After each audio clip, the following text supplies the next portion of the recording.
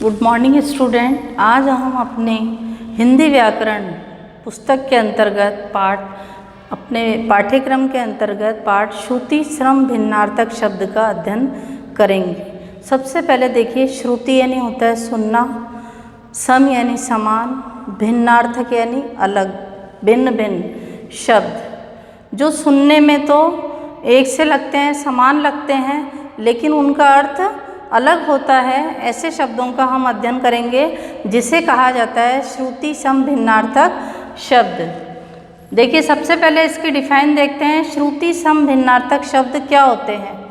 कुछ शब्द जो पढ़ने और सुनने में एक से लगते हैं लगभग, परंतु उनके अर्थ की दृष्टि से अगर हम देखें तो वह भिन्न भिन्न होते हैं, अलग अलग होते हैं। श्रुति सम भिन्नार्थक शब्द कहलाते हैं कि जो शब्द पढ़ने और सुनने में तो एक से लगते हैं, लेकिन उनका अर्थ की दृष्टि से अगर हम देखें तो वो बिल्कुल अलग होते हैं। ऐसे शब्द श्रुति सम भिन्नार्थक शब्द कहे जाते हैं, जिनमें स्वर, मात्रा अथवा व्यंजन में थोड़ा बहुत अंतर होता है। वे बोलचाल में लगभग एक जैसे लगते हैं, परंतु उनके अर्थ में हमेशा भिन्नता होती है। ऐसे शब्द श्रुति सम भिन्नार्थक शब्द कहे जाते हैं। तो बहुत से शब्द एकाध अक्षर या मात्रा के फर्क के बावजूद सुनने में एक जैसे लगते हैं, किंतु उनके अर्थ में काफ़ी अंतर होता है। ऐसे शब्दों को हम श्रुति सम भिन्नार्थक शब्द भी कहते हैं। तो हम कुछ ऐसे शब्दों का अध्ययन करेंगे जो देखने में तो समान लग रहे हैं, सुनने में समान लग रहे हैं, लेकिन अर्थ की दृष्टि से देखें तो वो बिल्कुल अलग हो रहे हैं। ऐसे शब्दों का हम अध्ययन करेंगे। तो आगे देखिए, कुछ ऐसे शब्द मैं आपको बताती हूँ जो सुनने में, पढ़ने में तो एक से लगते हैं, लेकिन उनका जब अर्थ की दृष्टि से उनको देखा जाए तो वो अलग होते हैं। ऐसे शब्द श्रुति सम भिन्नार्थक शब्द कहलाते हैं। जैसे देखिए, अनल और अनिल, इसमें केवल मात्रा का अंतर है। अनल, अनल, इसमें मात्रा अगर लगा दी है तो अनिल हो गया है, और ये सुनने में एक से लग रहे हैं, लेकिन उनका अर्थ बिल्कुल अलग है। कि अनल यानी होता है आग और अनिल यानी होता है हवा। तो बिल्कुल विपरीत अर्थ हो गया है केवल मात्रा लगाने से। तो इसी प्रकार से सुनने में तो एक से लग रहे हैं, लेकिन इनका अर्थ की दृष्टि से देखा जाए तो बिल्कुल परिवर्तन हो रहा है। जैसे अनल यानी आग, अनिल यानी हवा। इसी तरीके से देखो, दूसरा उदाहरण जैसे है प्रसाद, ठीक है, और प्रासाद। सुनने में एक से लग रहे हैं, बोलने में एक से लग रहे हैं, प्रसाद और प्रासाद, ठीक है, मात्रा का अंतर है केवल, लेकिन इनका अर्थ बिल्कुल अलग है। प्रसाद यानी होता है भगवान का प्रसाद यानी कृपा, भगवान का आशीर्वाद, और प्रासाद यानी होता है महल, जो बिल्कुल अलग अर्थ बता रहा है। इसी तरीके से देखिए, एक शब्द होता है अनु और अणु, ठीक है। अनु यानी होता है पीछे और अणु यानी होता है कण। फिर देखिए आगे, अवधि और एक है अवधि। बोलने में एक से लग रहे हैं, लेकिन इनका अर्थ अलग। छोटी की मात्रा लगी है इस पे ध पे, और इस पे बड़ी की मात्रा लगी है, और इन मात्राओं के कारण इनका अर्थ बिल्कुल अलग हो गया है। अवधि यानी होता है समय, जो समय को बता रहा है, और अवधि यानी होता है एक भाषा, कि अवधि भाषा है, ये एक भाषा के लिए कहा जाएगा। इसी तरीके से देखिए, अली और अली, इसमें भी छोटी की मात्रा और बड़ी की मात्रा का केवल फर्क है। अली यानी होता है सखी, और अली भौरा, जो भौरा होता है उसे अली कहा जाता है। इसी तरीके से आगे देखिए, गज और गज, ठीक है। गज यानी होता है हाथी, और इसको हम अगर नुक्ता प्रयोग करके बोलेंगे तो इसमें गज मतलब उस पर बल लग रहा है जब बोलने पर, तो यहाँ पर माप के लिए आएगा, ये नाप तोल के लिए गज कि कितने गज का टुकड़ा है। तो इसी तरीके से दूसरा देखिए,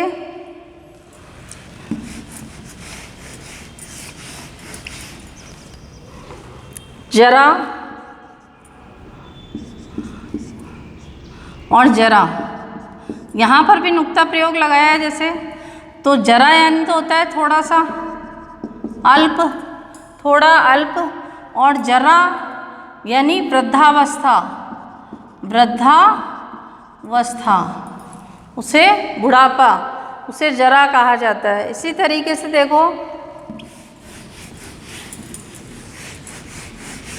कई ऐसे उदाहरण हैं, ऐसे शब्द हैं जो बोलने में सुनने में एक से लगते हैं लेकिन उनका अर्थ अलग है। जैसे कूल, इसमें भी मात्रा का फर्क है, कुल और एक है कूल। ठीक है, कुल यानी होता है वंश, किस कुल का है ये, और कूल यानी होता है किनारा। इसी तरीके से कुल यानी वश भी होता है, वंश भी होता है, सब भी होता है। आगे देखिए, चिर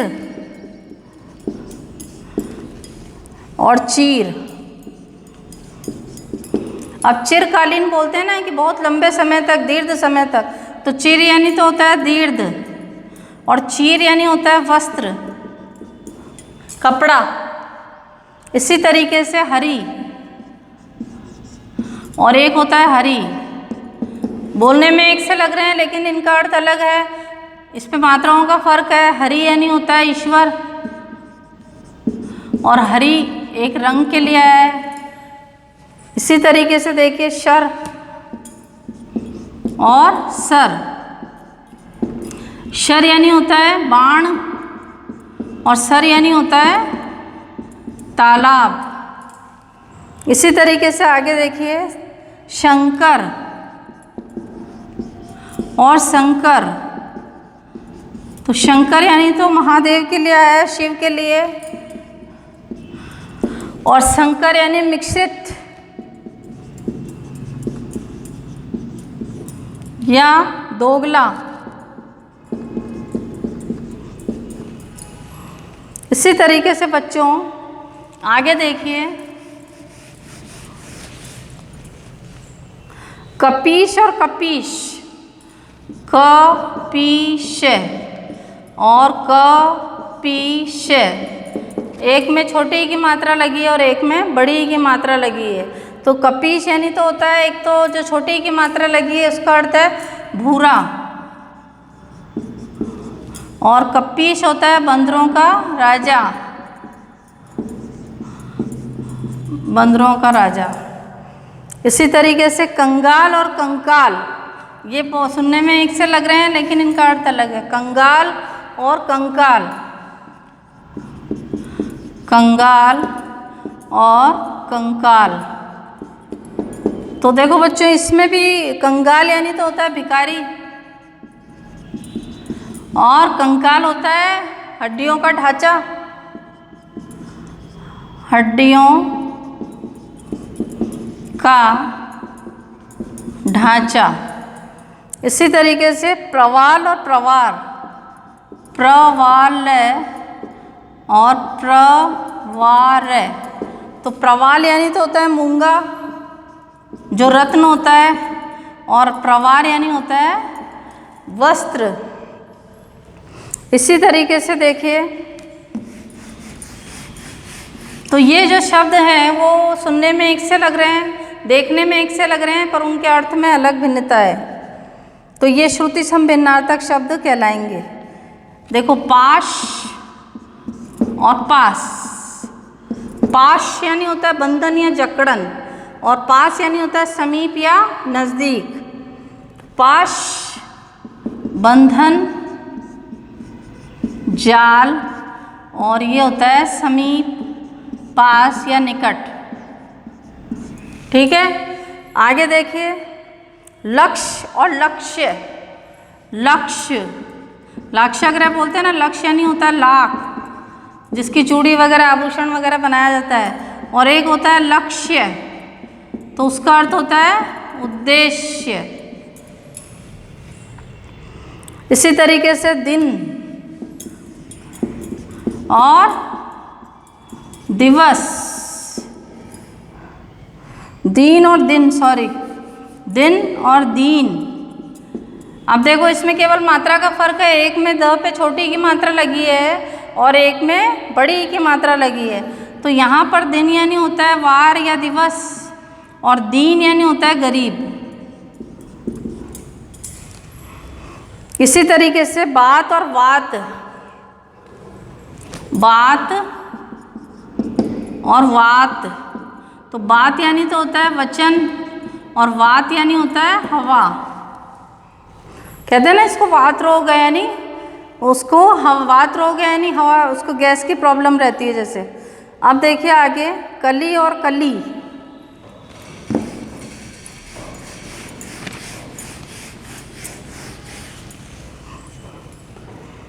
कली और कली, तो ये कली तो हो जाएगा अधखिला फूल, अधखिला फूल, और कली हो जाएगा कलयुग। ये कलयुग के लिए आया है। इसी तरीके से देखिए मेघ और मेघ। तो मेघ यानी होता है बादल और एक होता है यज्ञ, अश्वमेघ यज्ञ कहा जाता है ना, अश्वमेघ यज्ञ। तो मेघ यानी यज्ञ भी होता है और मेघ यानी बादल भी होता है। इसी तरीके से देखिए बलि और बलि,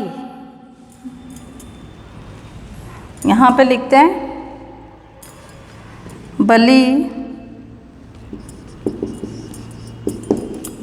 और बलि।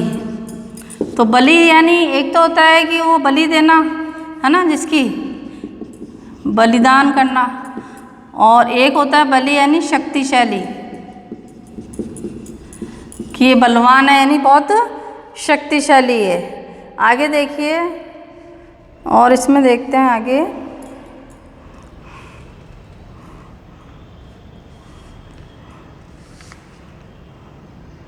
नेति और नेति।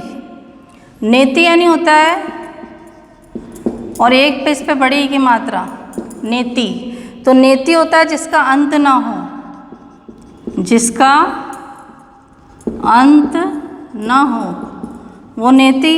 और नेति जो होता है वो कुएं पे जो बाल्टी से वो रस्सी बंधी हुई होती है या मथाने की जो रस्सी होती है उसको खींचते हैं, तो वो मथाने की रस्सी जो होती है, मथने की दही भिगोने की, वो नेति कहा जाता है। मथाने की रस्सी, मथाने की रस्सी, इसको क्या कहा जाता है? नेति कहा जाता है। तो इस तरीके से कई ऐसे शब्द हैं जो सुनने में और देखने में एक से लग रहे हैं, लेकिन उनका अर्थ हमेशा अलग हो रहा है। अब देखिए और कुछ और शब्दों का अध्ययन करते हैं।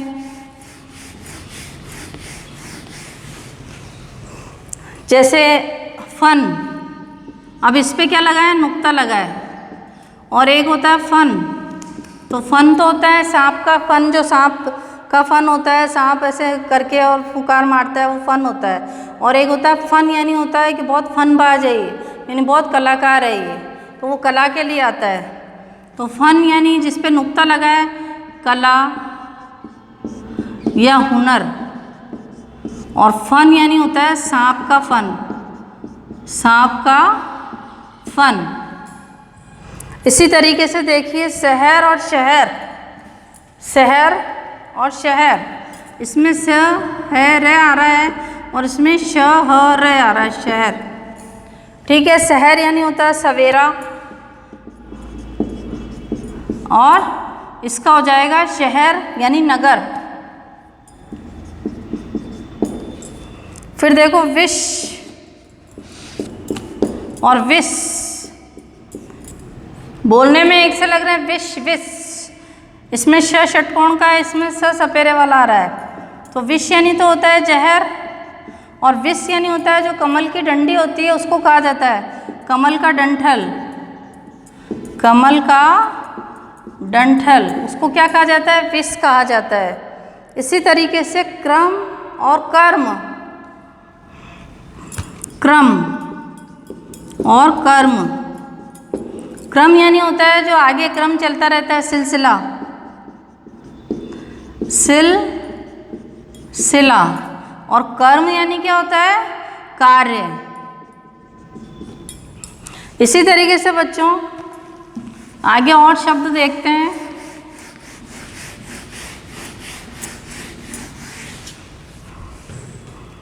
सुत और सूत।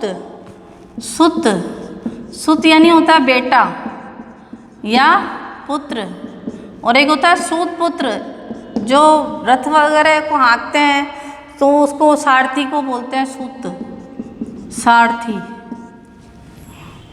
फिर देखिए सूची और शुचि। सूची और शुचि। तो सूची यानी तो होता है तालिका बनाना, जैसे तालिका, और शुचि यानी होता है पवित्र। इसी तरीके से शुल्क और शुक्ल। शुल्क और शुक्ल, तो ये तो हो गया शुल्क यानी तो हो गया फीस, और शुक्ल यानी श्वेत। श्वेत शुक्ल पक्ष कहते हैं ना, कृष्ण पक्ष शुक्ल पक्ष की जो शुक्ल पक्ष होता है पूर्णिमा वाला, जो अपना वो चलता है जन्म पत्रियों में और उसमें नक्षत्रों में, तो श्वेत कहा जाता है। और जो अमावस के बाद का जो समय होता है, जो दिन होते हैं, वो कृष्ण पक्ष कहा जाता है। अब आगे देखिए सुधी और सुधी। सुधी और सुधी, बस मात्रा का अंतर है। सुधी यानी विद्वान और सुधी यानी याद। इसी तरीके से आगे देखिए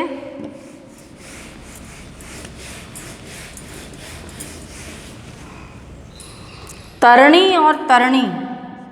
तरणी और तरणी, अब ये एक से लग रहे हैं लेकिन अलग अंतर है इसमें।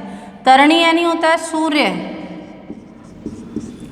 और तरणी यानी होता है एक नौका। तो यहाँ पर जो बड़ी की मात्रा है उसमें तो आएगा नौका, और तरणी छोटी की मात्रा वाले में आएगा सूर्य। इसी तरीके से देखिए शूर, शूरवीर है, ये बहुत वीर है। और एक होता है सूर, सूरदास, तो वो अंधे के लिए आता है। तो सूर यानी होता है अंधा, और शूर यानी होता है वीर। इसी तरीके से नीड़ और नीर। नीर पानी के लिए आ रहा है, और नीड़ यानी घोंसला। इसी तरीके से बच्चों आगे देखिए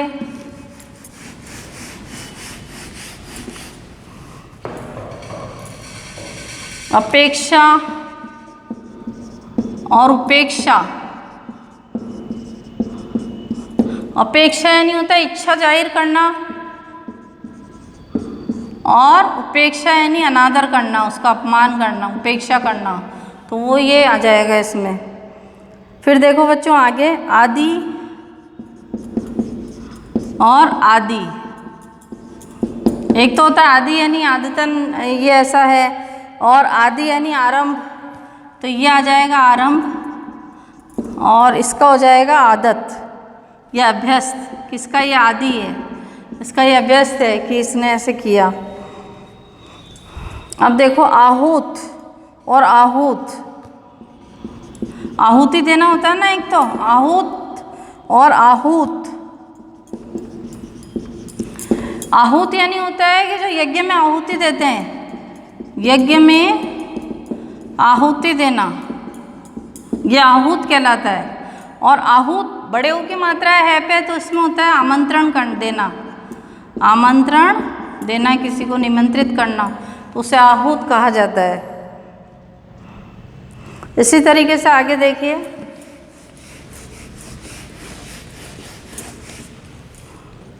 शती और सती। शती, शताब्दी बोलते हैं ना, शती यानी 100 का समूह। 100 का समूह। और सती, सती हो गई वो पतिव्रता, पतिव्रता, तो उसे सती कहा जाता है। इसी तरीके से सूक्ति और सूक्ति, सूक्ति यानी होता है सीप, सूक्ति सीप, और सूक्ति यानी अच्छी उक्ति, अच्छा विचार, अच्छी उक्ति। तो इस प्रकार से बच्चों हमने ये जाना कि श्रुति सम भिन्नार्थक शब्द क्या होते हैं, कि जो सुनने में देखने में तो एक से लगते हैं लेकिन उनका अर्थ बिल्कुल विपरीत होता है। और ये क्यों होता है? कुछ मात्राओं के कारण, कुछ स्वर के कारण, कुछ व्यंजन के कारण, इसके कारण उनका अर्थ बिल्कुल परिवर्तित हो जाता है। तो आप इनका अध्ययन करेंगे, हिंदी व्याकरण की जो अपनी पुस्तक है उसमें से आप उसको उतारेंगे, याद करेंगे, या जो मेरे दिए हुए नोट्स है उसमें से आप कॉपी में कार्य करेंगे।